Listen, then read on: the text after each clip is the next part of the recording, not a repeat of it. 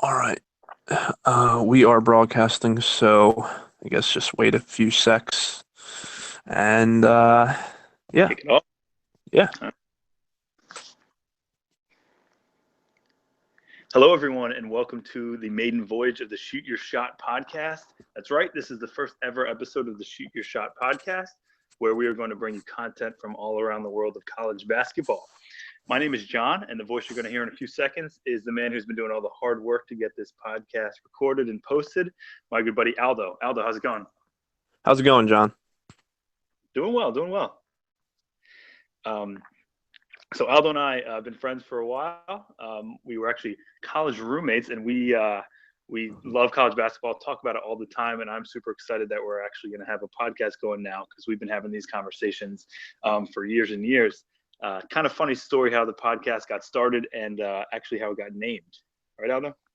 Oh yeah, it's been a long time coming, but we were going down to the Duke Miami game and finally decided to pull the trigger, get the podcast started. So we were thinking of a good name and came up with Shoot Your Shot because not only is it a great name for the podcast, but it's just a great way to live your life. Whether you're 0 for 17 from the field, got to shoot your shot. Whether there's a hot girl in your class and you want to go talk to her, or you have a couple bad beats in a row. We just want kids to know to always shoot your shot. 'Cause you got people out there like Seth Davis, um, Storm telling kids, oh, you're 0 for 12 from the field, drive, don't shoot. We don't want that. We want shooters to shoot. And yeah, so we're gonna give you all of our college basketball talk and have some fun with it. But we just want everyone to always remember to shoot your shot. And I have a feeling that's not the only time you're going to throw Seth Davis under the bus on this podcast. No, probably not. Got it, got it. Well, stay tuned for plenty of Seth Davis insults there. So we're coming to you in February. So a good portion of the season is already in the past here, but there have been a lot of good storylines, and I know we kind of just have to focus on one, and that is the saga that is Duke basketball this year. Yeah, it's a crazy reality TV show right now. They start the year as the Vegas favorites, 3-1. It's like a huge favorite. I don't know if anyone's been that big of a favorite in a while. They have a bunch of injuries. Harry Giles, Tatum. At first, they're switching up the lineup.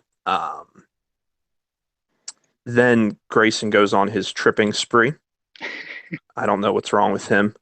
Uh, then Coach K suspends him. The whole back surgery is out, but then brings Grayson back. Then they get locked out of the locker room, get their jerseys and apparel taken away. Now they're playing good. It's just a wild ride. So I'm not even that huge of a Duke fan, but you just gotta tune in every time they're on the court. You never know if anyone's going to get tripped, what jersey they're going to be wearing. Um, it's wild. It's a wild story. It is nuts, and Capel was put in a pretty tough situation. He's really trying to pull the strings here and find the right lineup. But after that whole synopsis of the Duke season, you forgot to leave out the number one recruit, the next Kevin Garnett, the next LeBron James, Harry Giles. I mean, he's really been making his presence felt, right? Yeah. I don't even have much to say about Harry Giles. He's been that underwhelming for me. He just hasn't shown a flash. You see some of these kids that get drafted, and you're like, oh, they're not that good. But you see what they're getting drafted so high for. You see flashes, and he just hasn't shown anything. I know he's coming off two knee surgeries and whatnot, so he might not be fully healthy, but at least show me something. Even Scal last year, I hate to compare him because Harry Giles is definitely better, but at least Scal, you saw the jump shot a couple games. You're like, wow, okay, 7-footer can stroke it. So you see like why people thought he was a top recruit. I just haven't seen that from Harry Giles. He hasn't really put anything together. So yeah, it's just a crazy situation. Hope he can turn it around. I mean, you hate for a kid with that much talent to kind of just fall off the face of the earth. So Duke has definitely been one of the more interesting stories this season. But now we're going to bring it up to the present day here and kind of set the stage for the rest of the podcast and those moving forward.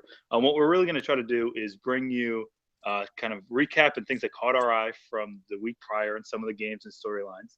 We're going to talk about some upcoming games, give you a mid-major minute. So we're going to make sure that we are always talking about some of the smaller schools, as they definitely deserve as much pub as the others. Get to some Vegas picks, so try to win some money, and then we'll send you off with topics that have nothing to do with college basketball, just stuff that we find kind of amusing in our everyday lives. So I think we owe it to Villanova to start things off with them. I mean, the defending national champs had a hell of a week, particularly with games at Marquette and Virginia. Aldo, what did you think of those games? Yeah, they were both just great games overall. Um, the first one, the Marquette game, tough loss, road loss in conference. I mean, it really doesn't hurt Nova that much. They were actually controlling most of the game until Kate and Reinhardt just caught fire and hit a bunch of threes and brought Marquette back late. But Villanova looked good. Game, same thing. They also looked great. They actually were the team that had to make the run to come back. But yeah, they got a great win against Virginia at home. Just a really well played game by two really good teams that definitely are going to make runs late in March. For sure, for sure. And I like the fact that you mentioned Caden Reinhardt. I mean, he absolutely lit it up from three. He loves threes so much that he has gone to three schools now. He started off at UNLV, at USC, and now in his final stop at Marquette.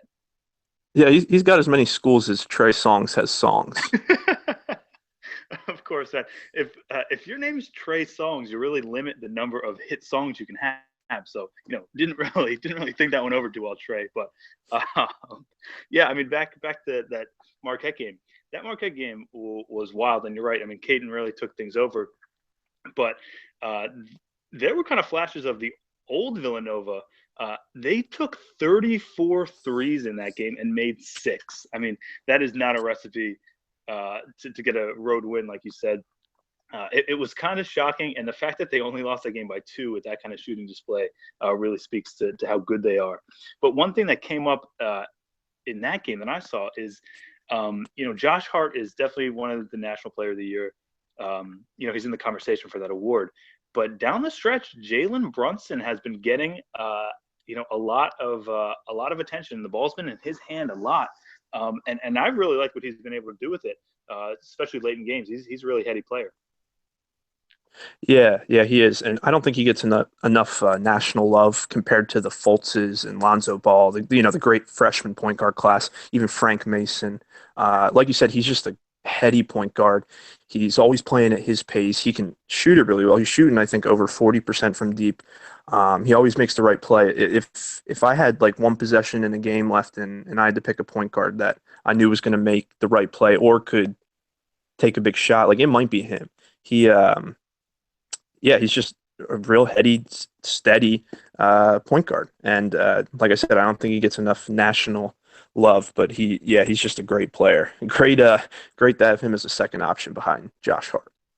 Yeah, absolutely. And I don't think a lot of these Villanova players get the publicity and notice that they should. I mean, Hart is obviously the fourth, the leader of that team, but they have a lot of really good players on that squad. And you said you'd like to have Jalen Brunson, taking last shot on your team. That was pretty close to happening. So Aldo and I actually both graduated from Temple University, one of the most winning programs of all time, a really, really rich basketball history. And Yeah, I think we have like the fifth most all time wins or something. We're pretty yeah, much one of the best programs in the country. yeah, I mean, of all time, really no doubt about it. Just look at our Elite Eight banners. Um, but but so Jalen Brunson's father actually played at Temple, and during the recruiting process, there were some rumors that Jalen was actually going to end up going to Temple. So Fran Dunphy, the head coach of Temple, tried to accelerate that process and attempted to hire his father onto the coaching staff, which would essentially lock up his son. That was kind of in the works, and then some things went down with the massage parlor and the fake name, and essentially Temple wanted nothing to do with that. So Jalen ended up in Villanova, just a couple miles away. So definitely a good. It worked out well for him with the national championship in his first year. Yeah, I mean, it would have been great to have him. I think Fran maybe should just look past that. But yeah, we could definitely not have made a run to the national championship. So good for Jalen. He's a great player, and he won that natty last year. So you couldn't have done that at Temple. Absolutely, absolutely. The second game that they played was that we want to touch on is that Virginia game, and it's billed as a home game for Villanova, but that game actually was played at the Wells Fargo Center, which is where the 76ers played, and it was sold out. There were 20,000 plus there, and low scoring affair, but that game was so exciting. Every possession mattered. And for about 37 minutes, Virginia was in the driver's seat, and then Villanova was able to, seal it right at the end. Yeah, yeah. Like you said, great game. If you look at the box score, it was like 59-61, so people might not think it was a great game, but just great basketball, real efficient. Both teams played good defense. Um, and yeah, it was just a great game overall. And Virginia, yeah, was winning most of the game. Probably should have won. Villanova made that late run, and our boy DiVincenzo came in at the end with the tip for the win. Yeah, exactly right. I think, I hate Ragu, you hate Ragu, but the nickname that was given to him, the Big Ragu at the end of the game, I mean, that's pretty spot on. That was a wonderful call. Yeah, Um, It's a great yeah, nickname. But you know who else needs a nickname? who's that? That's Ty Jerome. Absolutely. This kid, yeah, this kid is awesome. I didn't really get to see him play much. He hasn't played much uh, earlier in the year, and he was just awesome. I fell in love with the kid. He was hitting big shots. Like I said, he hasn't played much. He played maybe 30 minutes the whole rest of the year. And he's, going down the stretch, he's like taking big shots. I think he had a steal at the end, a couple threes. And they have London Prentice, who, is an awesome player. And he's just taken over. So it was just really cool to see a freshman that barely played all year and is just taking over a game like that. It was really cool to see, and I hope that Tony Bennett starts to give him some more burn. It was amazing. I mean, some of the threes that he hit one in particular from so deep. It had me thinking about the last time that Creighton was in that building when Doug McDermott and Ethan Raggy lit him up for 7 straight threes to start the game. I mean, Ty Jerome, he was awesome, and you're right. I mean, he ended with like 15 in that game, and he had he showed signs of that actually earlier in the year, the game right before against Notre Dame. I think he made 2 or 3 threes in that game, scored about 8 points. So then this was definitely his big coming out party. And what it could allow Virginia to do is have Parentis play off ball, because Ty Jerome was really comfortable with the ball in his hands, and that would really free up, London Parentis, who is a really really good scorer, but hasn't been asked to do that. Has only been asked to do that later in his career. He was an excellent distributor early on, and Prentice took Josh Hart off the bounce a couple of times. So having a guy like Jerome who could handle the ball a little bit and have Prentice roaming free could really really continue to open up Virginia's offense. Yeah, that's what I mean. It's only going to make Virginia more dangerous. He's stealing minutes from Kyle Guy, the Guy Bun, which is a shame. But yeah, it does allow Prentice to play off the ball and get him more looks. He doesn't anyway. So it'd be good to get him off the ball and get him more looks because he's from deep. Yeah. So hopefully, like I said, hopefully Tony keeps giving him some more burn, and maybe he'll get even more come tourney time. So we'll see. But there was also another big game this week. You want to talk about not only the big game, but one of the greatest stats of all time? Oh, sure, sure. I know exactly where you're going. So, Kansas hosted Baylor at Fog Allen earlier this week as well, and the best stat in all of sports just continues to get better, which is Bill Self has lost at home at Fog Allen 9 times in his career. He plays there many times a year, and Scott Drew, Baylor's head coach, now has 10 losses at Fog Allen, and he plays there once a year. So it's really amazing what Bill Self and the squad have been able to do at home. He really just, I mean, it's almost automatic at this point. He also has more Big 12 titles than home losses. So I mean, getting a win at Fog is no easy task. And Baylor really gave it a hell of an effort. They were down to the wire, down to the last possession, basically. Yeah, yeah. I was impressed with Kansas. I mean, they got eaten alive on the boards. It was crazy. And they don't have any front court depth.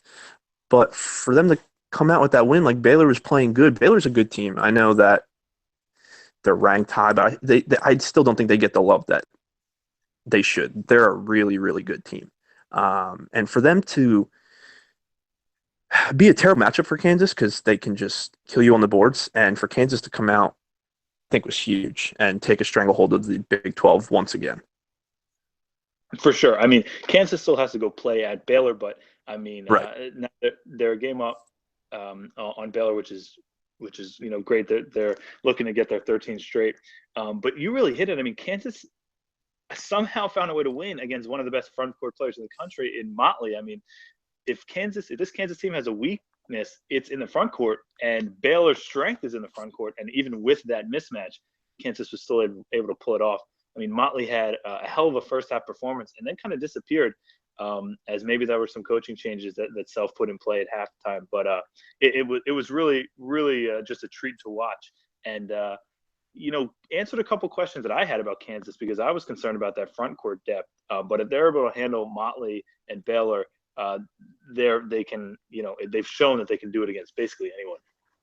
Yeah, I mean, if Landon Lucas gets in foul trouble come tourney time, they might get in trouble. But if he can stay on the floor, he's really been steady for them. I know they bring two guys off the bench. They're okay. Mitch Lightfoot, I think is his name, and Colby. But yeah, so they still don't have much depth. But if Landon Lucas continues to play well and can stay out of foul trouble, I mean, they got amazing guards 1 to 4. I mean, Josh Jackson plays the 4, and he's just a matchup nightmare Yep. for any team, and he's getting better and better by the game. So yeah, I was really impressed with that. Kansas could come out of a game like that. I know that they're at home and you should win that, but to be such a tough matchup for them and to win that game definitely showed me a lot. And one thing I just want to say about Kansas, and you mentioned the guards, Frank Mason. I mean, how are you not a fan of this guy, Frank Mason? He's awesome. He's such a gamer, and he's really a crunch time guy. He went 12 for 12 from the line in this game, and a lot of those free throws came at the end when Baylor was really trying to hang on and get over the top. That's really amazing to have a guard who is going to make the right decisions and make his free throws at the end of the game is really priceless. And Mason showed that off in that Baylor game. All right, you just heard that sound clip. You know what time it is. It's time for the mid-major minute. This segment is real important to us because a lot of other college basketball podcasts, they'll talk about the big stories and the big upcoming games and whatnot, but they don't show as much love to the mid-majors sometimes. And that's what made me fall in love with college basketball. It's the fact that you have all these conferences and different small schools that can put a team together for 1 year and make a deep run and make something magical happen in March. And it's just great to watch all these different small schools and all their different styles. So this year, it's interesting because the mid-majors, there's a bunch of good teams, but all of their resumes don't really show it. There is going to be a real tough time unless you consider Gonzaga and St. Mary's a mid-major. Like, they're going to be locks for the tourney. But other than them, not many teams really have a shot to get an at-large bid. Maybe Middle Tennessee State if they win out. But you have all the teams that had big wins like UT Arlington and IPFW. All the teams that had great out-of-conference wins are now faltering in conference play. And all the teams that are picking it up in conference play don't really have much out of conference. So, we'll see who wins come conference tourney time. It's going to make the conference tournaments even more exciting because everyone's going to have to win. Um, but you got conferences like the A10 normally get 4, 5 teams in, and the Mountain West 3, 4 teams, and they're only going to get 2 and 1 team respectively, probably. So come tourney time, it's going to be wild. Is there anyone that's caught your eye this year, John? There's one mid major that I think we have to talk about, and that is College of Charleston out of the Colonial. Um, so they were in Philly last weekend playing Drexel. So actually, I went up to go see what they were all about, and I was really impressed with this squad. So right now they're tied for first in the Colonial, and they have a really interesting roster. I mean, they have awesome guards. They have 3 or 4 guards who have the ability to really take over the game and can handle the rock really well, which isn't saying much. I mean, guards are a dime a dozen, and a lot of mid majors have good guards. But the thing about Charleston is they actually roll out a 6'7" guy at the 4 and a 6'10" guy at the 5. So they not only have the guards, but they have the size to match up with the big boys. Now, I'm not going to sit here and say that College of Charleston's 4 and 5 can go up against a Pac-12 or Big Ten 4 and 5. They're suspect on defense, but their power forward Brantley is really really good offensively, and they can at least roll out the bodies to compete with some of these bigger guys. These bigger schools. So really a school that I would watch out for when it comes to the mid-major discussion. And they just got a huge win over UNC Wilmington, who had previously been leading the Colonial. Wilmington, if they get in, is going to be a sexy pick in the bracket, but we'll see. With that win, College of Charleston and Wilmington are now tied at 9-2 in the Colonial. So I have to admit I'm not familiar with the Colonial tiebreaker, but we'll see how things go down the stretch. They split.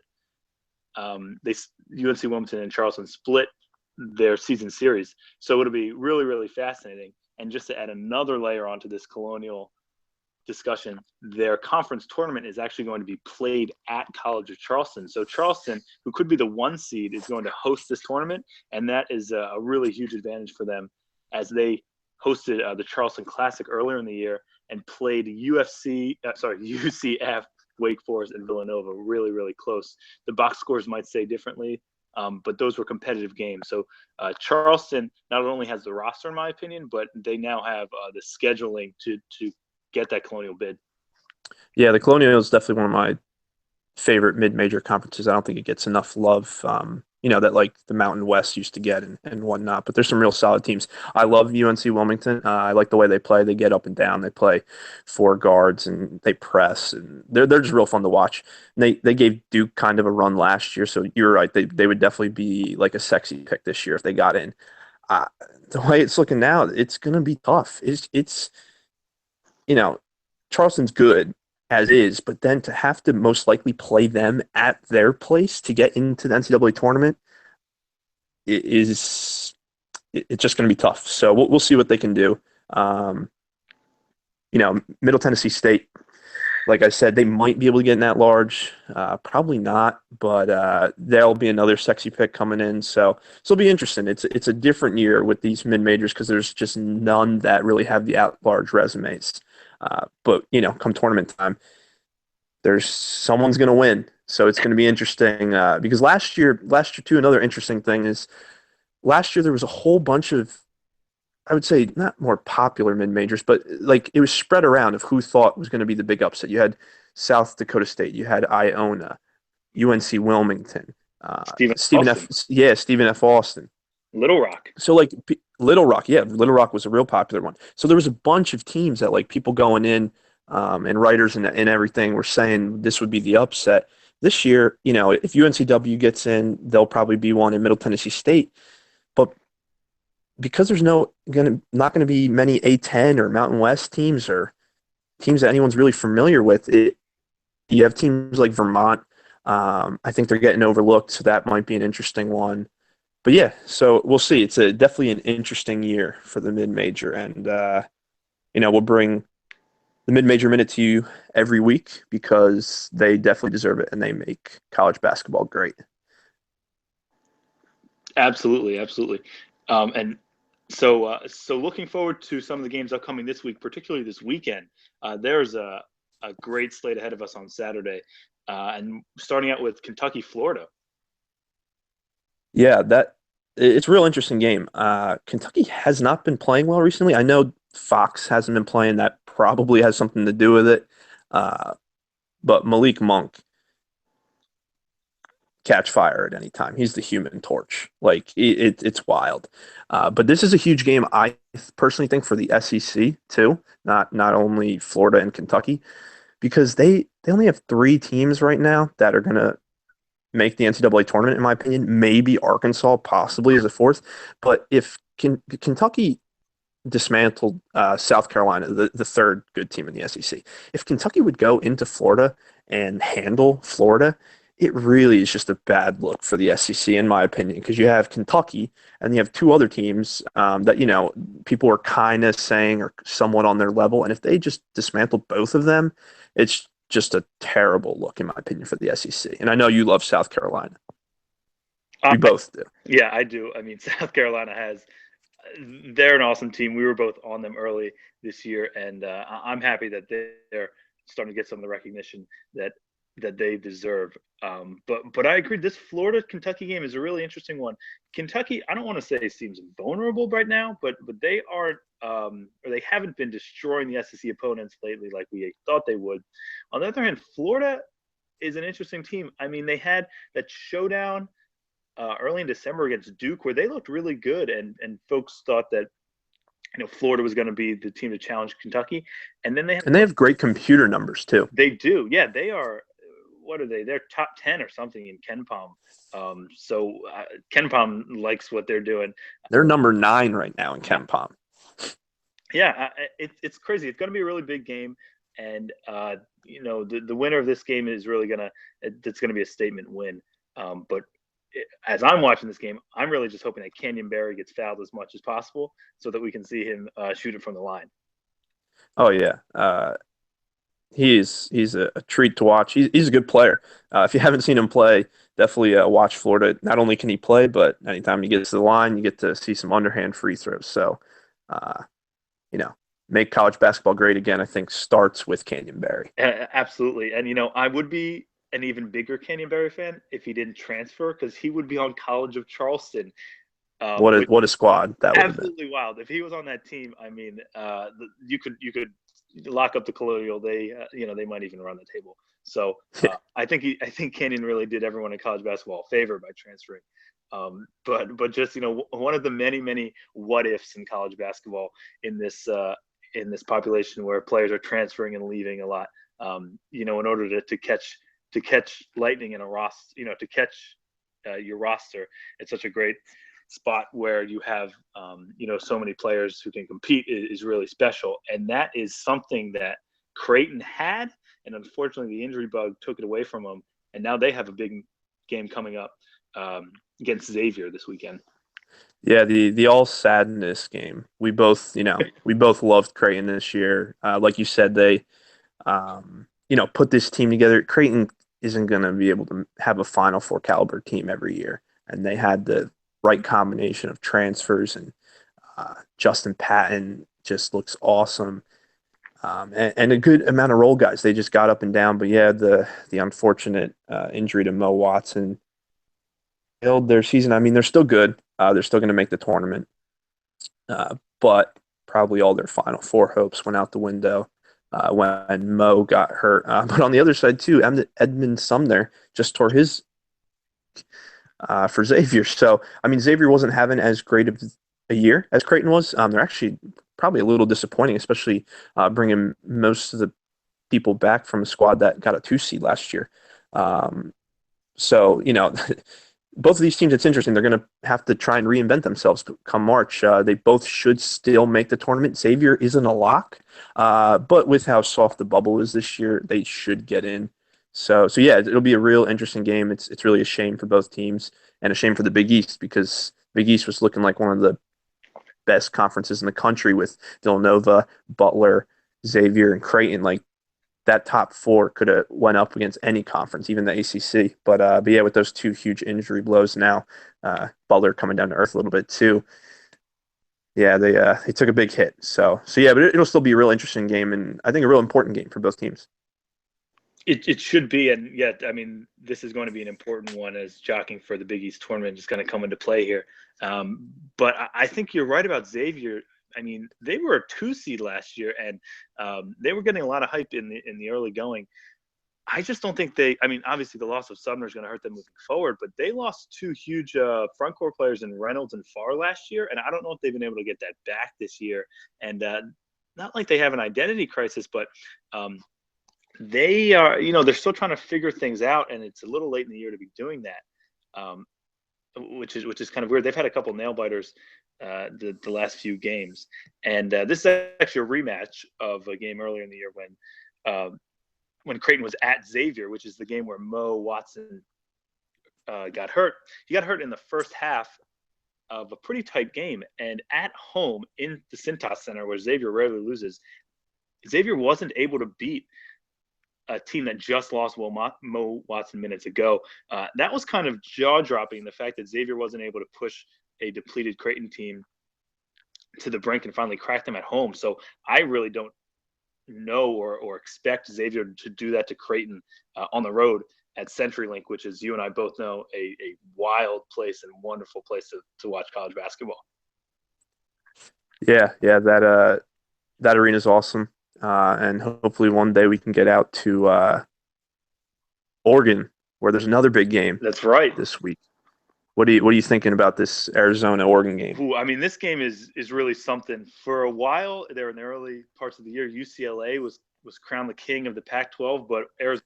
Yeah, they were getting all the love, and Oregon and Arizona were just kind of just strolling along. Exactly right. I mean, and now this is kind of getting back to reality here of who's really running that conference. So this is for first place in the Pac-12. Arizona and Oregon, perhaps both of them got caught looking ahead to this game as they were both trailing at halftime early in the week. Arizona was trailing at Oregon State, which is embarrassing, and Oregon was trailing at home against Arizona State.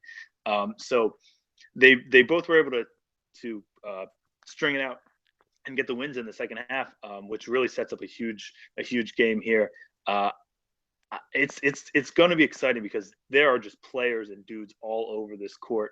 The lead player, in my opinion, is Dylan Brooks. I mean, when he's healthy, Oregon is completely different. He takes over. He dictates what's going on. He gives it everything on offense and defense. And Oregon at home is going to be, a really tough win if Arizona is able to pick this up. Should be good, but Arizona has players that can match Oregon and perhaps even exceed their roster. Oh yeah, especially with the recent addition of Trier, who's all hopped up on PEDs. I don't know if you guys haven't heard that story. He just got in a car accident in the offseason and unknowingly took something that was like a steroid or whatnot, and he won an appeal with the NCAA, so he's able to play, but he couldn't play until it cleared his system. So they didn't know when that was going to be, and just happened to be the night right before the big UCLA game. Now, I still kind of wish that they would have out in the Sweet 16 for a huge game, just bring him off the bench would have been wild. But for someone that has, a ticket for Arizona, I kind of like that he's back a little early. But yeah, they have been awesome all year. They definitely got overlooked early. Sean Miller put his name in for Coach of the Year with the job that he did without Trier. They lost Ray Smith, who retired from basketball after tearing his ACL for like a third time. Even earlier in the summer, they lost the recruit Terrence Ferguson. So they had a lot going on. And Sean Miller kind of just kept them rolling. And now they look, honestly, like one of the best teams in the country. And I think another player that get talked about as much now. He's getting love in like the draft circles, but just for college basketball in general, Lauri Markkanen, I don't think gets nearly enough love. He's a 7-footer who's shooting 50% from three, and I think he's taken over 100 threes. So it's not like the kid is like 8 for 16 from deep. He's a shooter, and he's shooting over 50% from deep, and he's just a hell of a basketball player, and he just doesn't seem to get the love. I mean, that West Coast, East Coast bias. Awesome, Trier's awesome, and they just have a really good team, and it should be one hell of a game. Should be a tight one, and Yeah, Yeah, So they're yeah, definitely the two best teams in the Pac-12 in my opinion. With UCLA can do damage with their offense, but their defense is not very good to say the least. yeah, and one thing I want to say just about this game, it was kind of funny. You mentioned it with all the injuries and the roster turmoil that Arizona was dealing with, and Oregon getting off to a 2-4 start. I mean, both of these teams were not written off, but they were definitely pushed aside for UCLA and some of the other early season title contenders, and it's really just showing what Dana Altman and Sean Miller are able to do year in and year out. I mean, they just they have their systems, they have their players, and they get the most out of it. So that should be a really really exciting game. So Yeah, moving, they're both awesome coaches that probably don't get the love that they should. Sean Miller gets love, but they all it's always brought up that he's never been to a Final Four. But they're both just great coaches. exactly right. And then so getting off the West Coast and moving things east here, another sneaky game this weekend. I don't know if sneaky is the word, but maybe a sneaky team is Purdue and Maryland. Maryland is 20-2, and I don't care, what your roster looks like, what people have to say about you. If you are 20-2 in February in the Big Ten, you're doing something right. They are 20-2, and I hate to be the hater, but I'm not sold on them yet. Everybody was writing articles this week about Maryland make a Final Four run. They're 20-2. They don't have great computer numbers, which that's not. I don't solely base my opinion off Ken Pom. Florida was ranked 9. Florida's not the ninth best team in the country, Mm-hmm. but we saw them at home against OK State. They won a bunch of close games, and that's great. I'm not saying that they're not a good team. They're very good, but they haven't really played any of the big dogs in the Big Ten. They didn't really beat anyone. I think their best win is OK State, who has been playing better, but isn't a world beater. Yeah, they're okay. So They're okay. yeah, so like yeah, they're 20-2, but they just haven't played anybody. I mean, if you go and beat Purdue this weekend, okay, you have my full attention, but you had to ask me right now, is Maryland going to make the second weekend of the tournament? I would say no.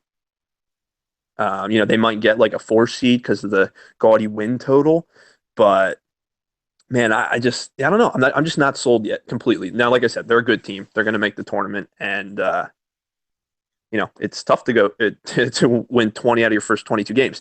But I'm not completely sold. Now I know you are a little more sold than I am. I mean, I'm a few weeks ago I was where you were, but I mean, all they do is win, and that's the name of the game.